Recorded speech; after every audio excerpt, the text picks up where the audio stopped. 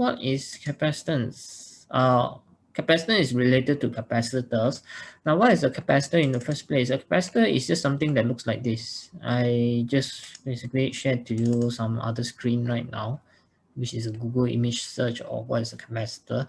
A capacitor is generally this cylindrical looking thing that you see here, which is sometimes blue in color, which is sometimes black in color. Okay, it's a cylindrical looking object. It's a cylindrical looking electronic component. Okay, so what is a capacitor usually used for? A capacitor is mainly used to do three things. It is used to separate charge, it's used to store energy, it's used to smoothen a rectified AC. The part where it's used to smoothen a rectified AC, this one is actually something that is covered under AC circuits. All right. So if you've done your alternating current or AC circuits chapter, this one you should know what it means. All right. Your capacitor is used to smoothen and rectify AC. The one that you can easily understand is the storing energy part and the separating charge part for your chapter itself. Okay.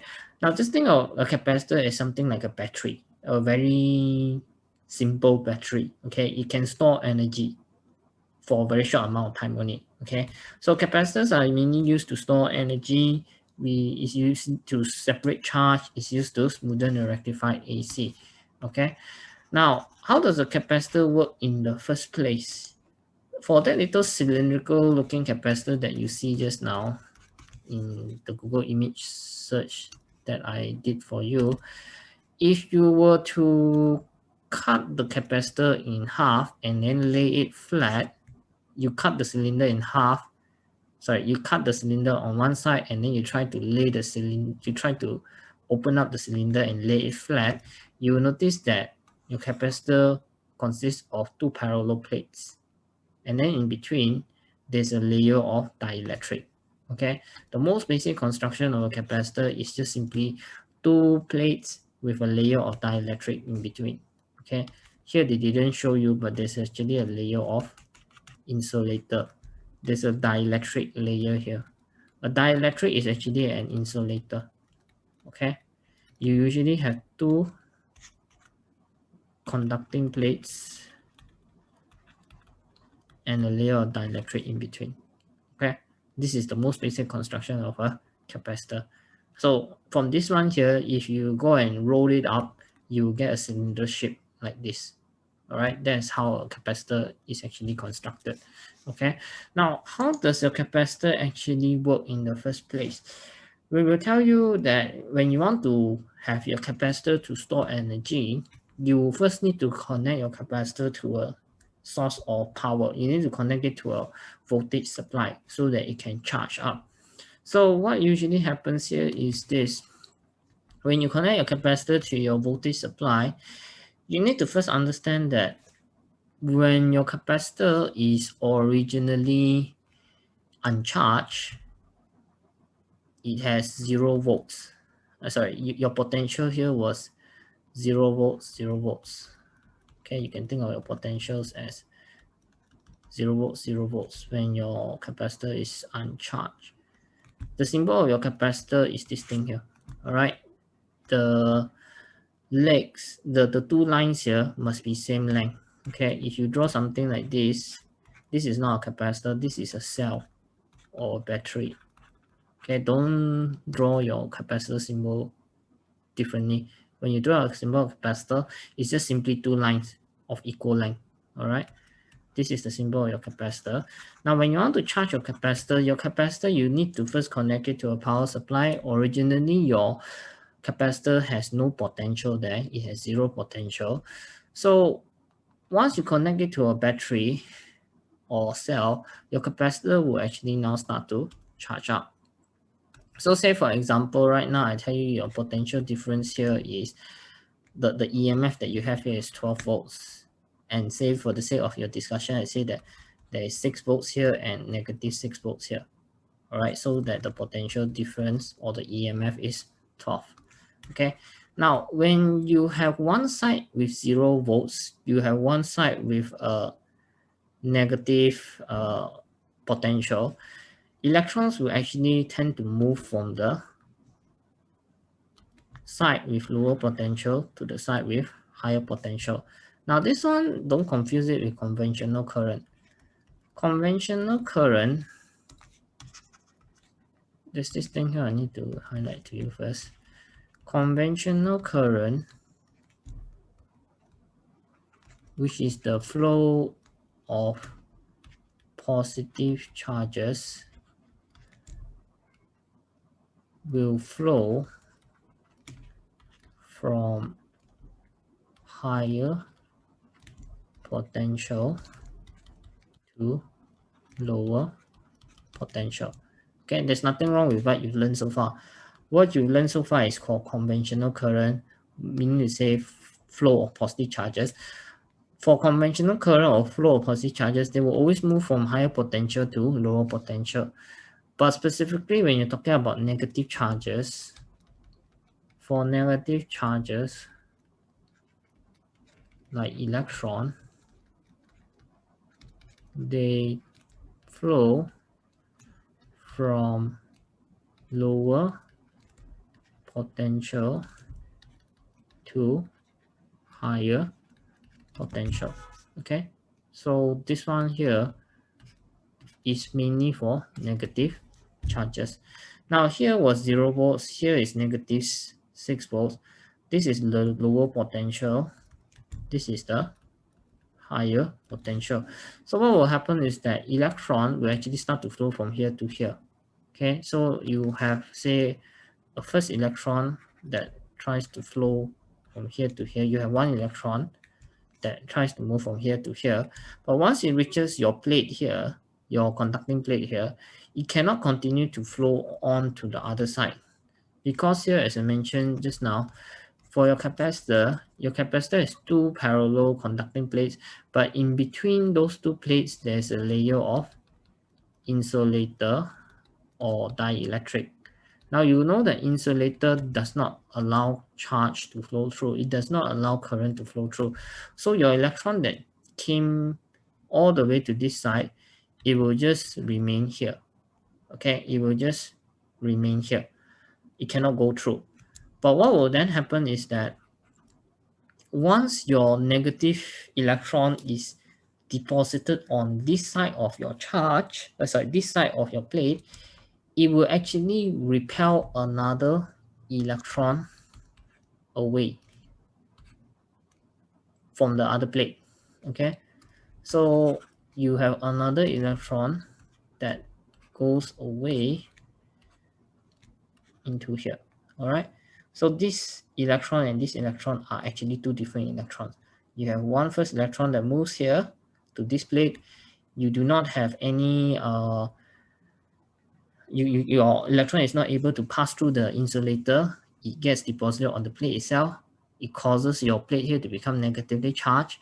Then after that, because this plate is negatively charged, it will repel an electron away from the other plate, and the electron will continue to flow from here to here. So once you have this process happening, this electron that is repelled from the other plate will cause this plate to become positively charged. All right.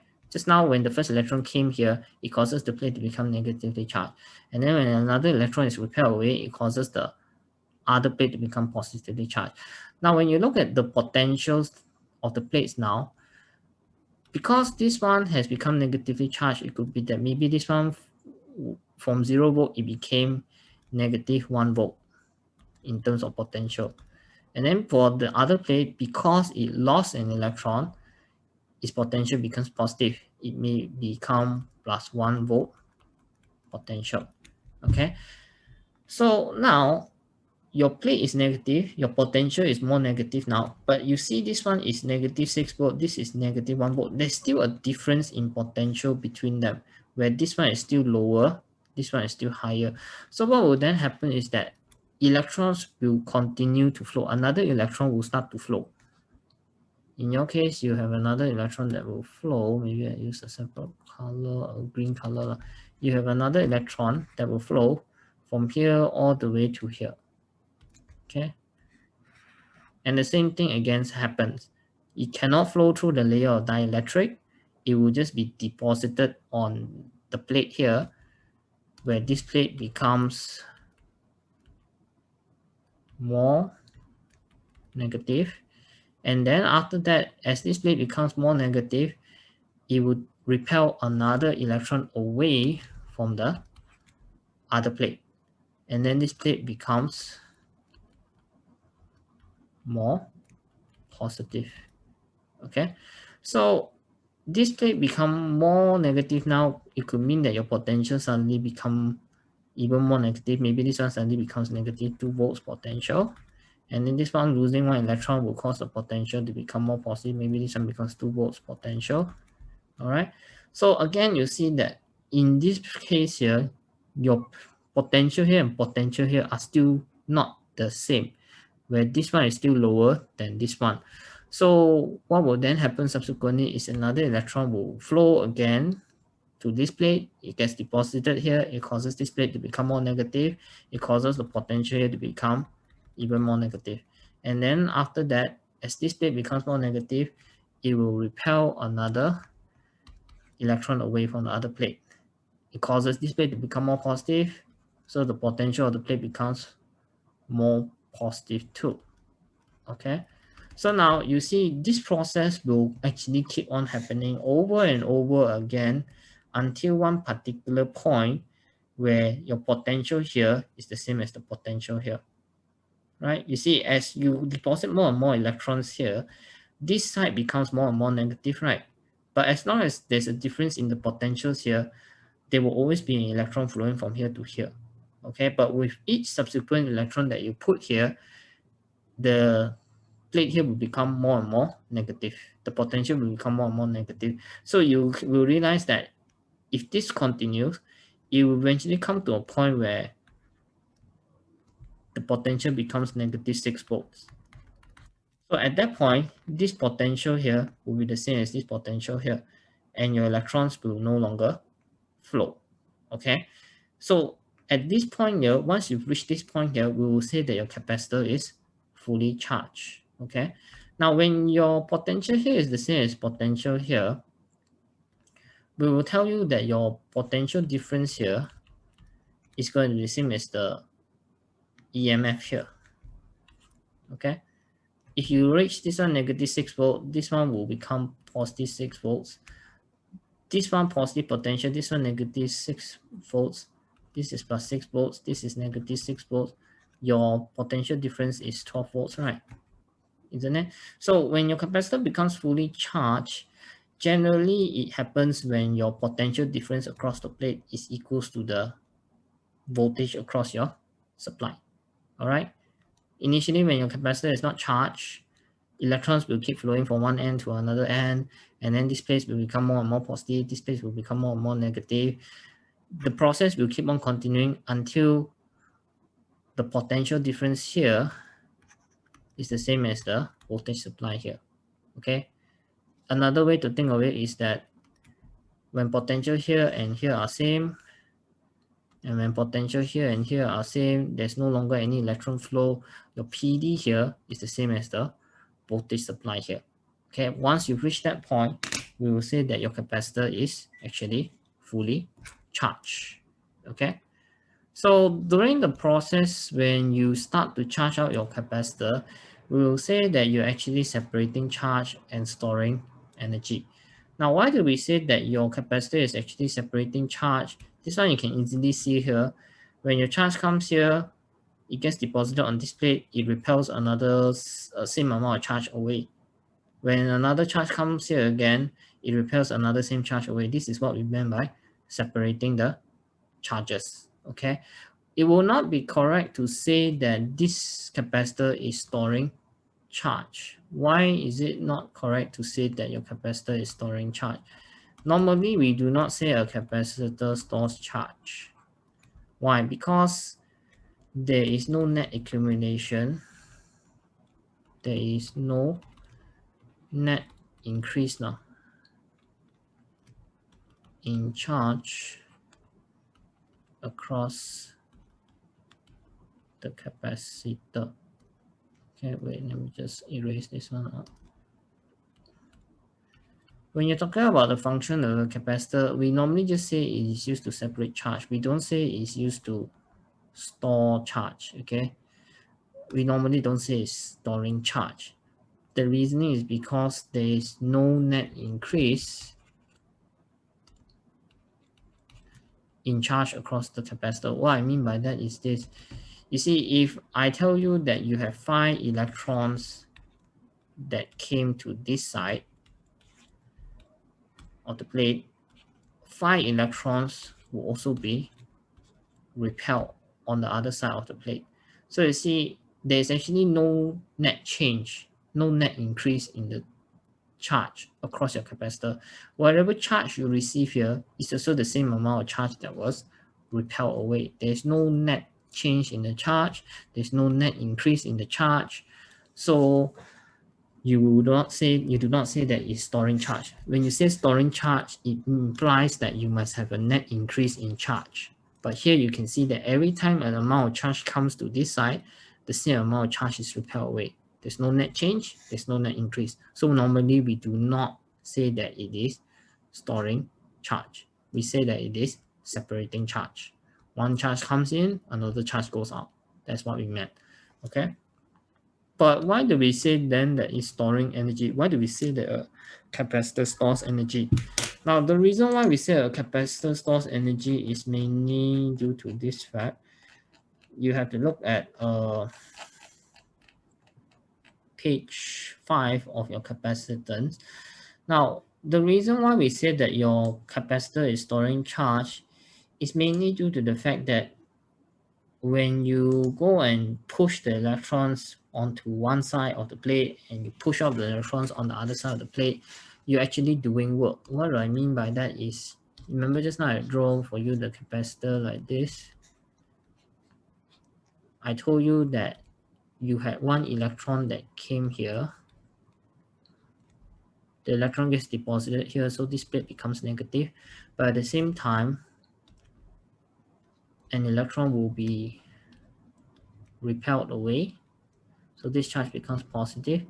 But as long as there's a difference in potential between here and here, electrons will keep flowing, right? It will keep flowing until the potential here is the same as potential here, until the potential difference here is the same as the voltage supply here, right? So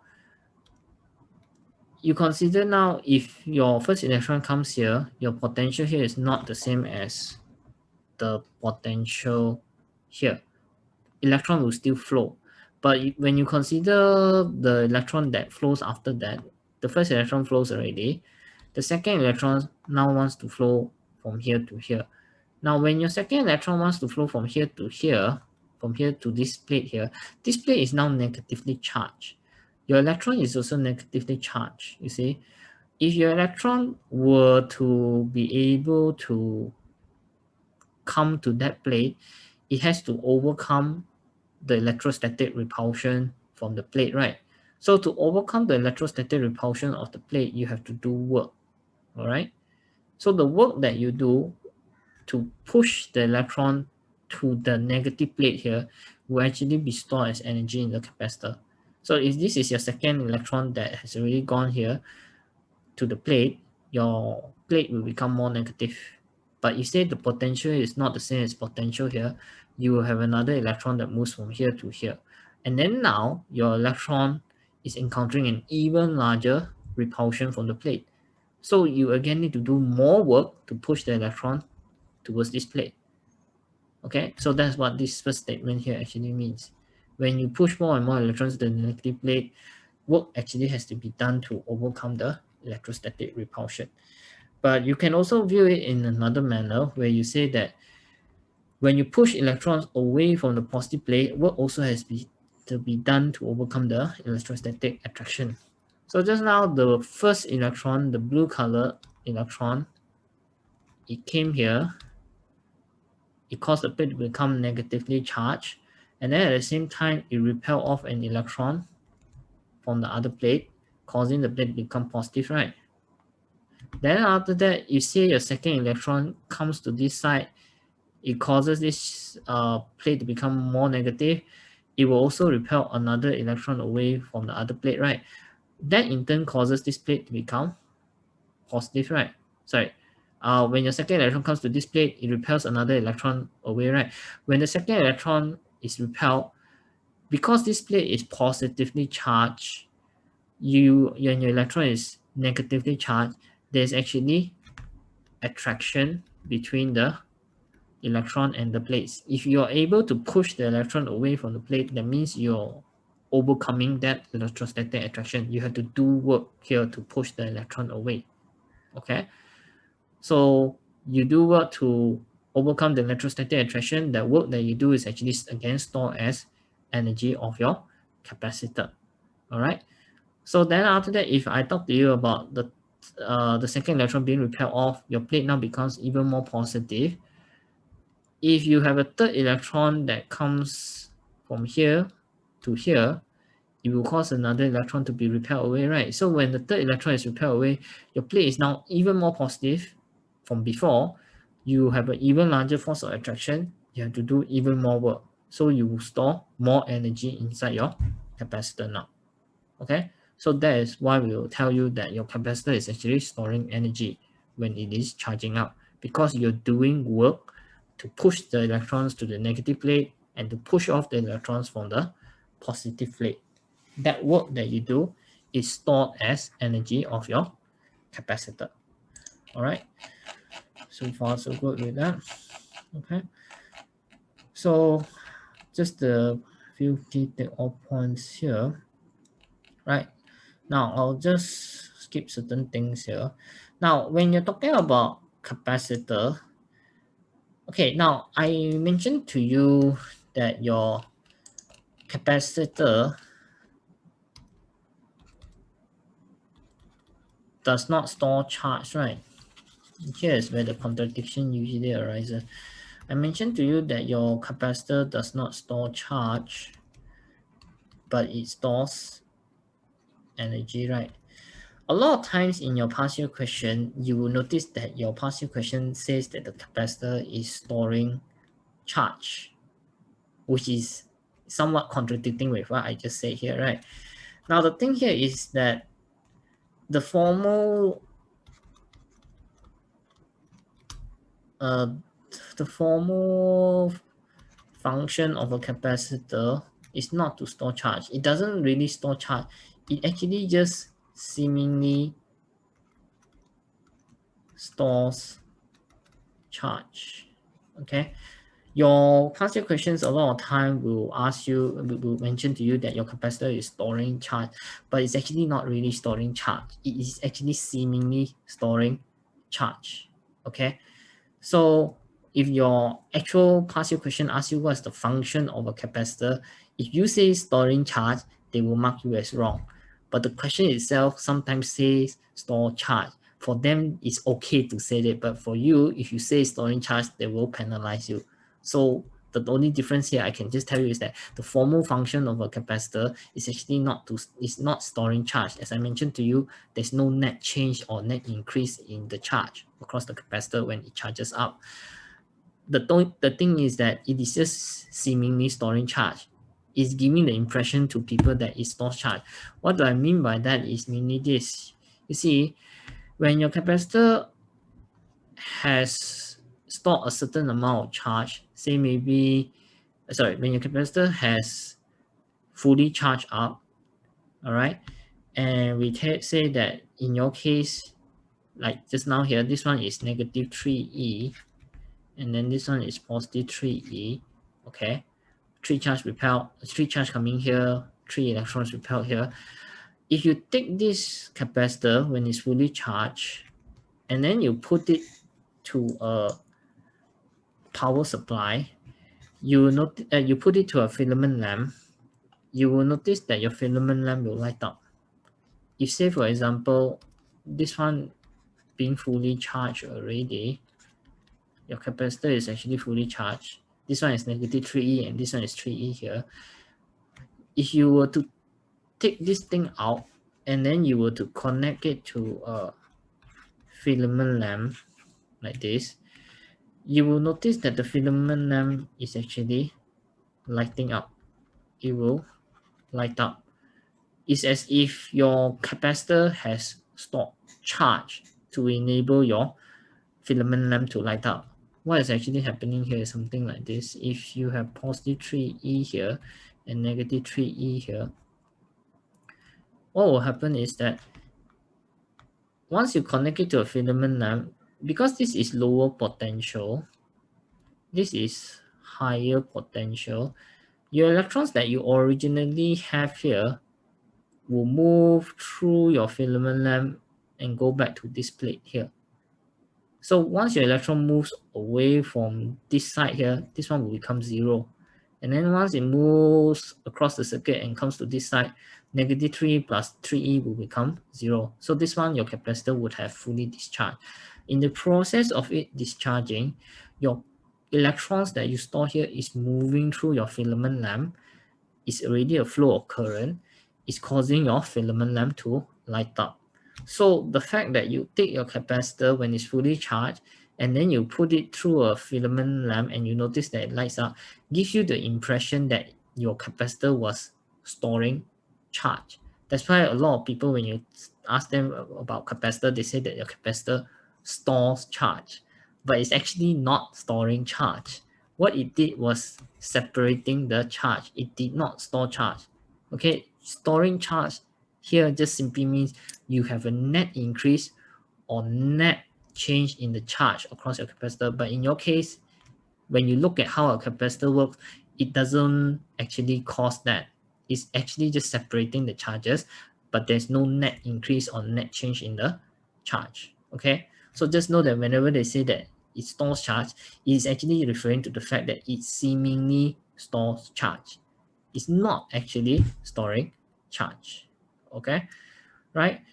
Now, if your question asks you how much charge is seemingly stored by your capacitor, like this one here is 3E and then this is negative 3E, or I go and give you, I tell you that your charge here is plus 3 or negative 3, how much charge is actually seemingly stored by your capacitor? It is actually not 6E, it is not 0, it's actually just 3E itself, okay? This one is related to this one, okay? If we tell you that you have a capacitor that has been fully charged where this one is positive Q and negative Q, and we ask you how much charge is seemingly stored by this capacitor, the answer is actually just Q. It is not 2Q where you add this Q and Q become 2Q. It is also not 0 where you say positive Q plus negative Q becomes 0. The answer is just Q. The easy way to look at it is by looking at this diagram here. If this is plus 3E, negative 3E, how much charge is seemingly stored by your capacitor?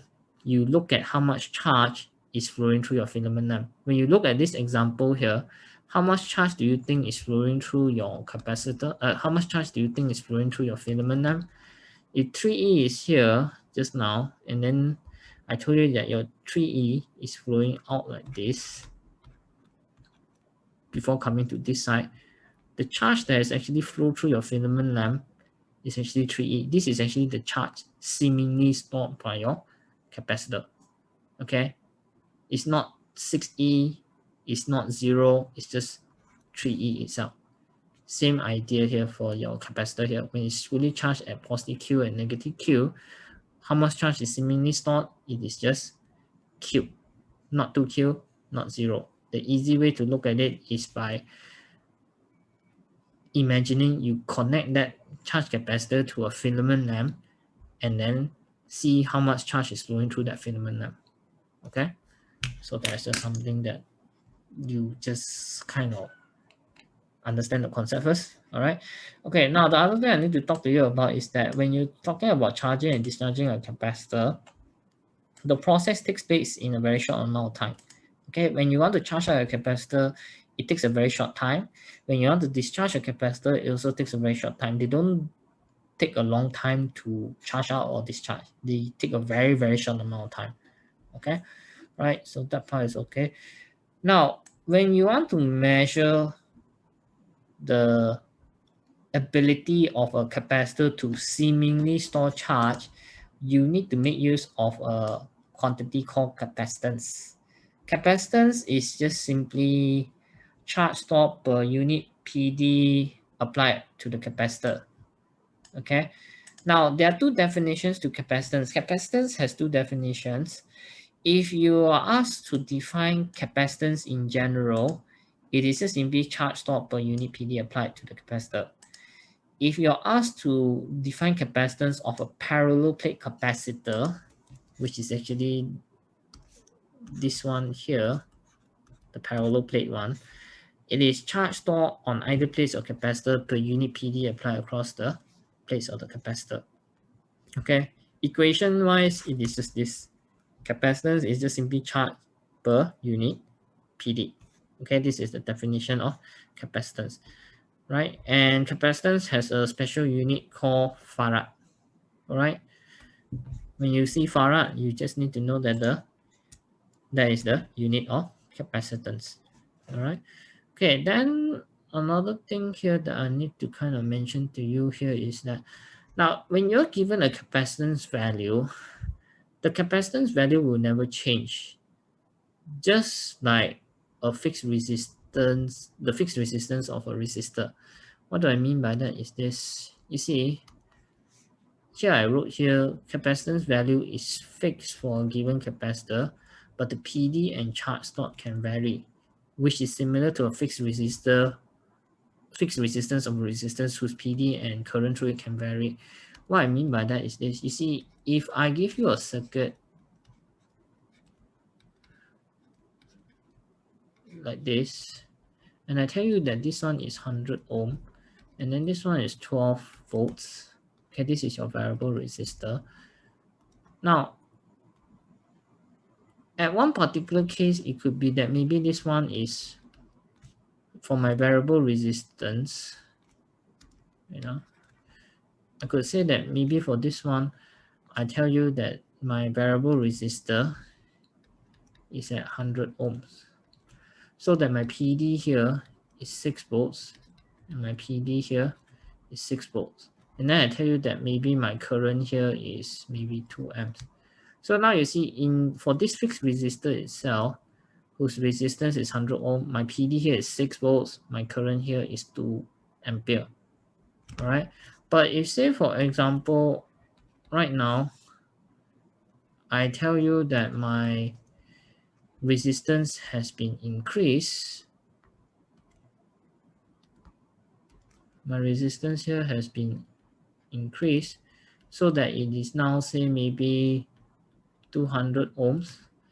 This PD here will become more, right? So this one will be now 9 volts. This one will become 3 volts. And then my current here, because the total resistance has increased, maybe the current will drop to 1 ampere. Now you see, with respect to this fixed resistor itself, in both of these cases, only your voltage and current has changed, but the value of your resistance itself did not change. That's what this one is actually referring to. This is similar to a fixed resistance of a resistor whose PD and current through it can vary. When you take a resistor with a certain fixed resistance and you put it through a circuit, the current and the voltage on that resistor can change, but the resistance of the resistor itself will never change. So when you're talking about capacitor, same concept. If I tell you you have a capacitance of say 30 microfarad inside a circuit, whatever you do to the circuit, the capacitance value will never change. It's just the PD and the charge on that capacitor that will change. Okay, that's what I meant by that. So I will just move on to the other one. Now, in general, you want to increase capacitance. Capacitance is affected by the area of the plate and the separation of the plates. If you're talking about the parallel plate capacitor, you have the separation of the plates and then you have the area of the plates, right? In general, if you increase the area, you would have increased capacitance because you can store more charge. C is equals to Q over V, right? If your area increase, you can store more charge, your capacitance increase. And then after that, if you decrease the separation of the plates, it allows you to repel off more charge. so you can repel off more charge. It is in essence telling you Q is larger, so your C is also going to be larger, your capacitance is also going to be larger. So you can say that capacitance is proportional to area, is inversely proportional to D, so that when you combine it together, you get A over D. When you add a constant, it gets you this. Now this one is not inside your syllabus, you don't need to remember this. You just need to know that what can affect your capacitance of a parallel plate capacitor. You increase the area, you get more charge, you get more capacitance. Or you decrease the separation, you allow more charge to be repelled, that means charge increase, capacitance increase. Okay, that one is just the concept that you need to know. The equation here is not required in your syllabus. You do not need to know this. Okay, don't need to know that. All right. Okay, now then another thing I need to go through with you is the markings on your capacitor. Now, your capacitor sometimes will come with some markings. Like for example, this case here, your capacitor would have a labeling saying there's 4,700 microfarad at 25 volts. 4,700 microfarad just simply means that the capacitance is 4,700 microfarad. It is able to store 4,700 microcoulomb of charge when a PD of 1 volt is applied across it. Because C is Q over V, you see. If this one is 4,700 microfarad, that means you have 4,700 microcoulombs for every 1 volt of charge. So for every 1 volt applied across the capacitor. Okay. And then when you have the 25 volts rated here, the 25 volts rated here is just simply telling you that it is the maximum PD that you can apply to the capacitor before your dielectric breaks down and it ceases to be an insulator. Now, what do we mean by that? You see, when you have a parallel plate capacitor like this, it was mentioned to you that this is a dielectric, right?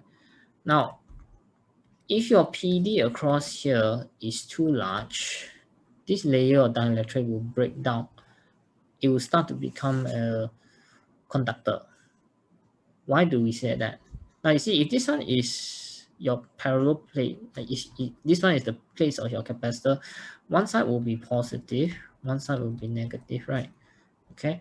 Now you consider the part where your dielectric has atoms. You have a positive nucleus and negative electrons orbiting around it. Your positive nucleus will be attracted towards the negative plate, whereas your negative electron will be attracted towards the positive plate. Your nucleus and your electron actually are experiencing electric force. Okay, and you know that in the electric field chapter, Fe is equals to QE is equals to V over D, right? For charge parallel plates. This one is like a charge parallel plate already. Got potential difference and got distance. If your potential difference is very large, that means your electric force is going to be very large.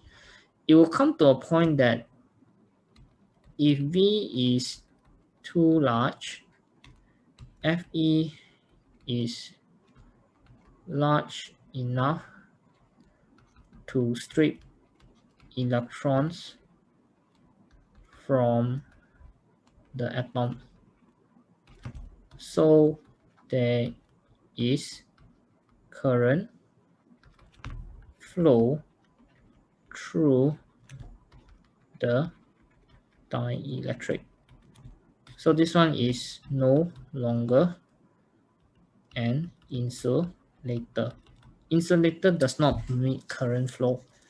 So now if you say that you apply more than this voltage here, what it means is that the electric force acting on your nucleus and electrons here will become large enough. Specifically, it will be large enough to strip the electrons away from the atom. So electron can now flow. There is current flow through the dielectric. Your dielectric is no longer an insulator. That's what this statement here actually means. Okay, it's the maximum PD that can be applied across the capacitor before your dielectric breaks down and ceases to become an insulator. All right, at that point, your electrons are stripped from the atom. current flows is no longer an insulator. Okay, what happens when you combine capacitors in series? What happens when you combine capacitors in parallel? Okay, so what you remember last time from your AS was that if you have resistors, that in AS when you're talking about combination of resistors, if you have resistors that are connected in series like this one being R1, R2, and R3, we will tell you that the total resistance is R1 plus R2 plus R3. On the other hand, if we have resistors that are connected in parallel, like this, 1, 2, 3, this one is R1, this one is R2, this one is R3, the total resistance is actually 1 over R1 plus 1 over R2 plus 1 over R3. So you learn this in your AS, and you also learn how to derive it. So when you talking about capacitors now and you want to combine them together inside a circuit, you can combine them either in parallel or either in series. So strictly speaking, if you combine them in parallel and you want to find out the total capacitance for all these capacitors in parallel, the total capacitance is actually C1 plus C2 plus C3. Okay, you see this form of the expression is actually similar to the form of expression for resistors in parallel. Sorry, this form of expression is actually similar to the form of expression for resistors in series. Okay, my mistake. See this part here, where you just add up all the resistances, and this part here, where you just add up all the capacitances. For resistors, it will be when they're connected in series. For capacitors, it will be when the capacitors are connected in parallel. They are like the direct opposite. Okay. Now, similar also to your AS physics, where you were required to know the derivations of these expressions here. For A2, in capacitance, you're also required to know how to derive this form of the equation. Okay. So how do you derive this form of equation? You have to look at this diagram first in the first place. Now, to put it simply, if these are your capacitors that are connected in parallel, once you connect your capacitor to your power supply here, your capacitors will start to charge up. So charge will start to move from your supply to the capacitors. You can just think of it as maybe charge Q moves out, and then after that it reaches this junction here, the charge has to split up. You will have to split up across these three branches. Okay, so whatever charge you have here will split up to Q1, Q2, Q3. So Q1 comes here, it gets deposited on the plate, but it cannot pass through the capacitor because there's a layer of dielectric, there's a layer of insulator in between. What happens is that the Q will just be deposited at this plate. Then after that, that same charge will be repelled off the other plate. Okay, so when that same charge is repelled off the other plate, this side loses a positive charge, so it becomes negative Q1. If I go to the second capacitor, same thing will happen also. The Q at this junction has split up to Q2. It comes to this plate, and then it cannot pass through. But what will happen is that it will repel off that same amount of charge on the other side of the plate. But once it repels that same charge from the other side of the plate, this side loses a positive charge, so it becomes negative Q2. All right, the same can also be said for the last capacitor here. All right, so what you get is that if Q3 comes here, you also have positive Q3 repel off. So these three charges will eventually combine back at this point, at this junction here. So whatever you get back here is Q. All right. Now, if you want to work out some sort of relation here by looking at this circuit, you can say that the total charge is actually equals to charge 1 plus charge 2 plus charge 3. Okay. And you also know the definition of capacitance is C equals to Q over V, where Q is actually CV. So charge is actually product of capacitance times voltage. So you can actually change this to this now. All right. CV is CV1, CV2 plus CV3. Now then another thing here would be the issue of your voltage here. When you look at the PDs here, these are connected in parallel. So if they're connected in parallel, you look at, if you connect them in parallel, this is one loop, this is another loop, and then this one here is again another separate loop. Okay, if you apply back Kirchhoff's second law tells you that the sum of PD must be equal to the sum of EMF. So for the first loop here, whatever PD you have here,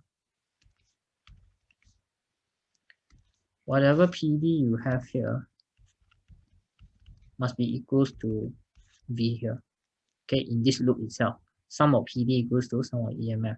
And then you look at the second loop, whatever PD you have here, again must be equals to the sum of EMF, must be equals to V.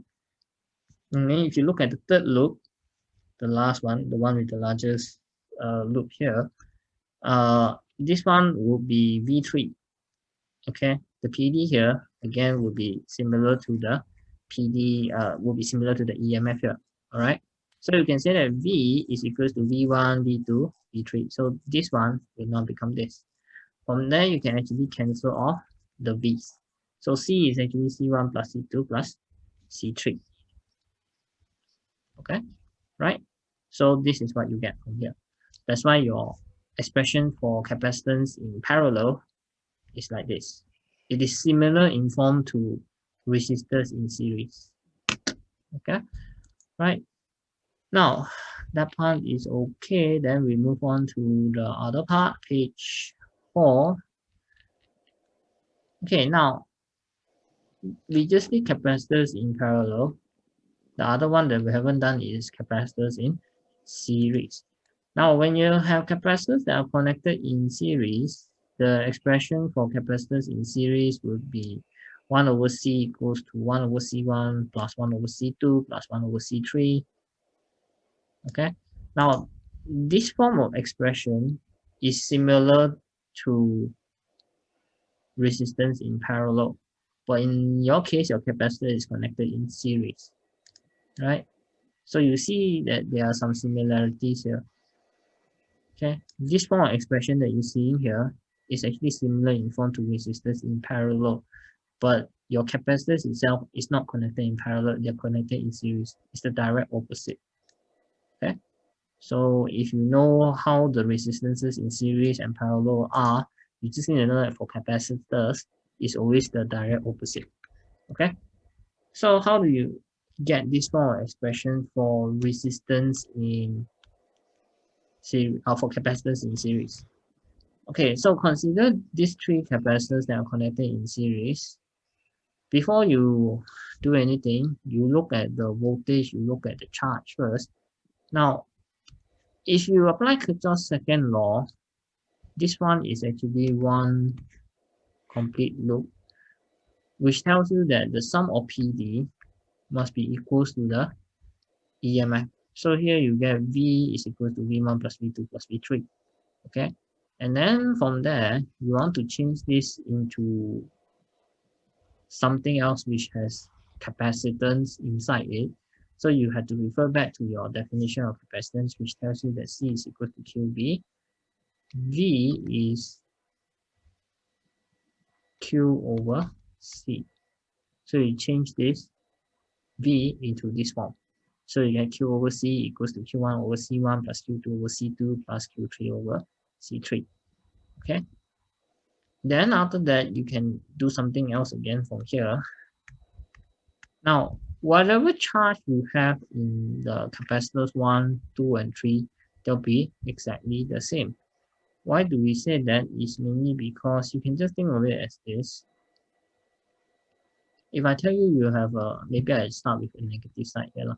If I tell you I have a charge of negative Q coming out, that charge of negative Q will reach here. It will be deposited at this plate. It cannot move through the capacitor because there's a layer of dielectric in between. Your negative Q will be deposited here. Then after that, the same negative Q will be repelled away, in turn causing this plate to become positive Q. So this negative Q, it will continue to move until it goes to the other plate. So it gets deposited there, causing this plate to become negative Q. But at the same time, it will also cause negative Q to be repelled away. So this plate now becomes positive Q. So this negative Q comes to this plate, it gets deposited here, causes it to become negative Q. The same negative Q is repelled away, causing this plate to become positive Q. This negative Q that has been repelled away will continue to move until it reaches back here. Okay. Now, if you look at the relation of the charge with the three capacitors here, you can actually say that whatever Q that came out here is the charge that was seemingly stored in capacitors 1, 2, and 3. Okay, this one is telling you the total charge is the same as the charge that is seemingly stored in capacitors 1, 2, and 3. Well, if you say I tell you you have 10 electrons that come here, there will be 10 electrons seemingly stored here. Then likewise, there will be 10 electrons seemingly stored here and here also. You cannot suddenly have 10 electrons coming here, but then suddenly only 2 electrons went off, or you suddenly have 15 electrons that went off. It cannot be like that. Whatever came in must be the same amount that came out. Alright, it cannot be more, it cannot be less. It must be exactly the same. You can think of the concept as being similar to current flow in resistors in series. If I tell you this is I, this one will be same I flowing through R1, this one will be same I flowing through R2, this one will also be same I flowing through R3 because they are connected in series. At that time, we tell you that this is the result of Kirchhoff's first law, which is conservation of charge, isn't it? So whatever charge that came in will be the same amount of charge that came out. You cannot have more, you cannot have less. In a way, when you're looking at your capacitors, it is something similar. Whatever amount of charge that flows here in your circuit will be the same amount of charge that is seemingly stored in your capacitor. You will not get more, you will not get less. Alright, so that's why we can say this. Q is equals to Q1 equals to Q2 equals to Q3. So this one will now become this.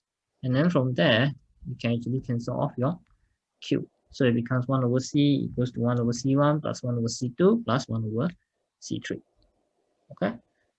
Alright, so this part is for capacitors in series. It is similar in form to resistors in parallel. It's the direct opposite. Okay?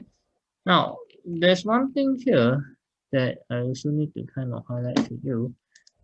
There are some questions that will ask you to find out the PD across one of the capacitors. If they give you, they might sometimes give you a question that looks like this, and then they ask you to find the PD across one of the capacitors. Like in your case here, if this was an AS question and you're talking about resistors, if say I wanted to ask you to find out what is V1, here you can use potential divider equation, and you could say that V1 is actually R1 over R1 plus R2 plus R3 times with V in. This one is your V in here. If you use this for resistor, this one is fine. But if we ask you to find V1 for this same combination here, the only thing different now is that they're not resistors but capacitors. You cannot say that V1 is the same as C1 over C1 plus C2 plus C3 times V in. You cannot do that. That one, if you try to use your potential divider equation over here, this one will be wrong. Okay, you cannot do that. The reasoning for that is because they don't follow the same relation like resistors. What I mean by that is that if you look at for potential divider equation, V is equals to IR. I constant would mean that V is proportional to R. Over here, when you're talking about capacitors connecting in series, your Q is constant. Yes, you can say that Q is constant. C is equals to QV. Okay. The charge that is seemingly stored in each of the capacitors are the same. You can actually say that Q is constant. So C is inversely proportional to B here. Okay. So they don't follow the same relation in the first place. You therefore cannot use the same equation. Alright. So just be careful of this.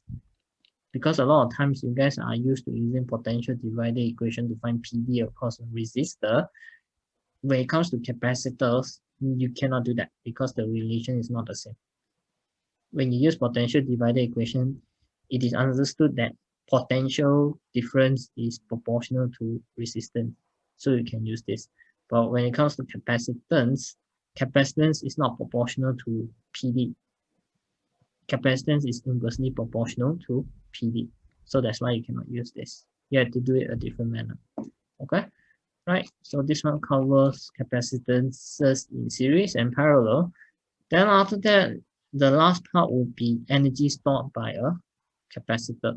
Now, I did mention to you how does a capacitor store energy. So that one I briefly elaborated to you is in the way that if say you have a capacitor that was originally uncharged, you connect it to a power supply.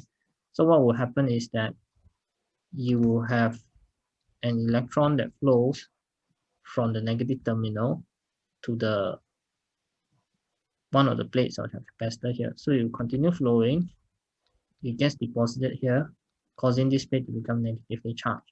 And then at the same time, an electron is repelled away, causing this plate to become positively charged.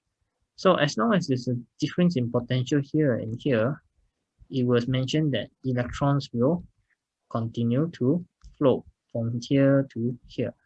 But when the second electron comes to this side of the plate, this plate has become negative as a result of the first electron. So when it wants to go to this plate, it will encounter repulsion. To be able to push this electron onto the plate, you have to overcome that repulsion, you have to do work. So that work that you do to push it there is what is stored as energy in your capacitor. This one is looking at the negative plate side. If you want to look at the positive plate, you can also explain the same thing. When the second electron came here and you managed to deposit it on this side of the plate, another electron will also be repelled away. Okay, another electron will also be repelled away. But when you want to repel this electron off, your plate is now positively charged. There is now attraction between the electron and the plate. So if you want to push it away, you need to overcome the attractive forces here. So you need to do work to overcome the attractive force. The work that you do is again stored as energy of your capacitor. All right. So that's why we normally say this. Whatever work that you do in pushing the electrons to the negative plate and pushing the electrons off the positive plate will be stored as energy in your capacitor. Okay, that's the origin of your energy in your capacitor. Now, you're interested in calculating how much energy is stored by your capacitor. You can actually use this equation. E is equals to half QV. Because work done is area under your QV graph. Now, why do we say this? Now, you remember for isolated charge in electric field, we told you that work done is equals to charge times potential difference. This one was basically charge times PD. Now, if you were to draw a graph of charge versus PD, Q versus V, or V versus Q, okay? If you were to draw a graph of, say, V versus Q, Q times V here is actually representing your area under the graph, okay? It's actually equivalent to, maybe I better don't write the delta V here. I better just write it as V. Okay, this V is PD, not potential. If I were to draw a graph of voltage versus charge, PD versus charge, QV here is actually akin to area under QV graph. Okay, this is what you can deduce when you were talking about isolated charge inside an electric field. This one was referring to charge parallel plates. If say you have a electric field like this, and then you're trying to move a charge Q from here to here through a PD of V, the work done to move the charge from here to here is actually QV. So if you draw a graph of V versus Q, like this one is PD, this one is charge, your V assumed to be constant here and your charge assumed to be constant, it's actually telling you that this is actually the area under a graph. So that's why you get this idea here, where work done is actually area under your QV graph. Okay. Now, for capacitor specifically, your area for capacitor specifically, your QV graph does not look like this. Your QV graph looks like this. It is a straight line that passes over the origin. Why does it even look like this? It's mainly because of your original equation for capacitance. Your capacitance is defined as C equals to Q over V, right? Isn't it? So say if you want to draw a graph of V versus Q, you're trying to change this into the form of equation Y equals to mx plus C now. Alright? So V must be Y, Q must be X. So what you get is this. V is Q. C, sorry, CQ. Wait, sorry. C is Q over V. So now what I get is V is equals to CQ. Okay, right? So this one now, if you compare it, you see that it's actually equivalent to a Y equals to mx plus C graph. This one is Y. This one is my X. My gradient is actually my capacitance. Okay, so this one by right will give you a straight line passing through origin. Okay, so you rearrange the equation for capacitance so that it becomes Y equals to mx plus C. This is what you get, where V is Y, Q is X, gradient is your capacitance. So you try to draw the graph, you become like this.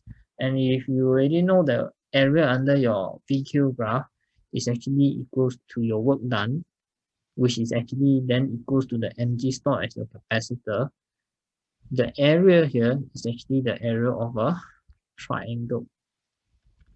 Okay, right, this is your area of a triangle. Okay, so to find the work done, you need to find this area, the area of the triangle. The work that is done is stored as energy in your capacitor. So therefore, energy in your capacitor is half QV. Area of your triangle here is half QV, right? Correct? So work done is area of triangle is equals to half QV is equal to the energy stored in your capacitor. So therefore, your expression becomes this. Now it's from this one that you can actually change it to this form and this form. So here, if you know that Q is CV, you just sub out for Q, you get half CV squared. And then after that, you also know this C is equals to Q over V, right? C is equal to Q over V, where V is Q over C.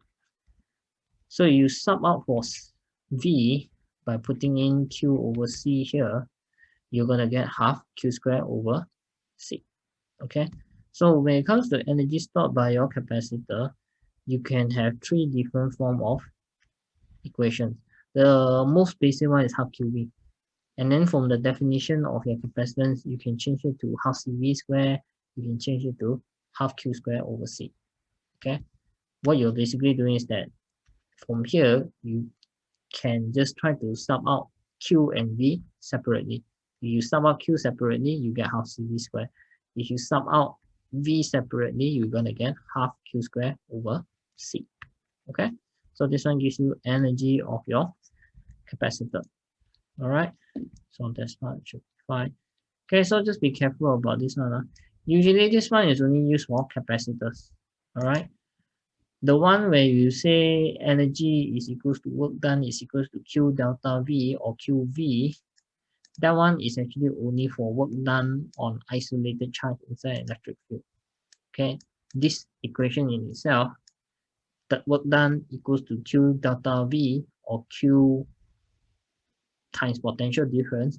This one can only be used for isolated charge inside an electric field. Okay, you never ever use this for capacitors. Okay, so don't mistake both of them. Right, one case is charge in electric field, one case is capacitor. All right, okay, the other section here, this one, the 21.5 jointly charged capacitor, this one I'll just skip this one because there's no partial questions on that. All right, so this one I will just skip this. This one is just some example, but I don't think it's relevant for you. The last one I want to go through is the last page here, capacitance of a charged sphere. Now, capacitance just simply refers to the ability of something to seemingly store charge. Now, your charge parallel plates are not the only things that can store charge. The capacitor that you've learned at the beginning of this chapter was this one. This is your charge parallel plate capacitor, which seemingly stores charge. Okay, but a charge parallel plate is not the only thing that can store charge.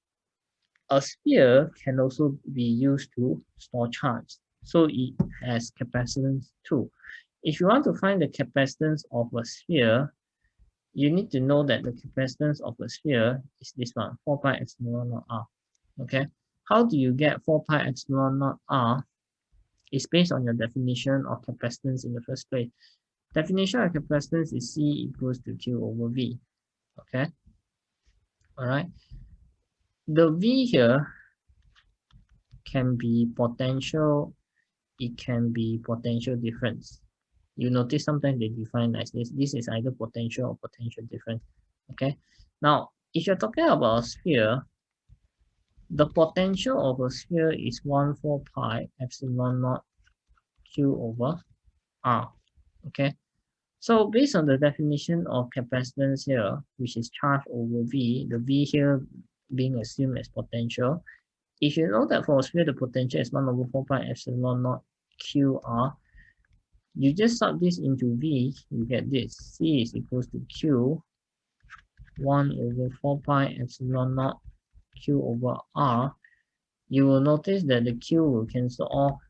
Eventually you get 4 pi epsilon naught R. You get this. Alright. So when they ask you what is the capacitance of a charged sphere, you need to know is C equals to 4 pi epsilon naught R. And you need to know how it is derived. Okay, they will ask you to derive it. Okay, it will start from C equals to QV.